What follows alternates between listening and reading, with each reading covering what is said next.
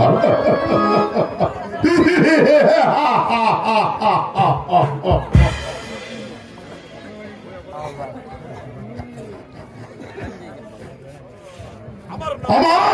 সাইদ বাদশাহ, আমার নাম শুনে বাগে মহিষে গাড়ি পানি খান।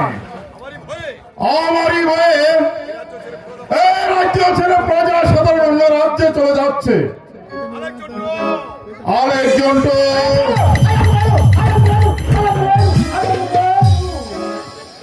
আরেকজন তো আমি পরস্পর জানতে পারলাম আমার এই রাজ্যের দক্ষিণী পরগনায় কোথাও থেকে যেন এক জঙ্গলি সর্দার এসে বসবাস করছে, অথচ আমাকে রাস্তা দিচ্ছে না। এর কারণ কি? আরেকজন তো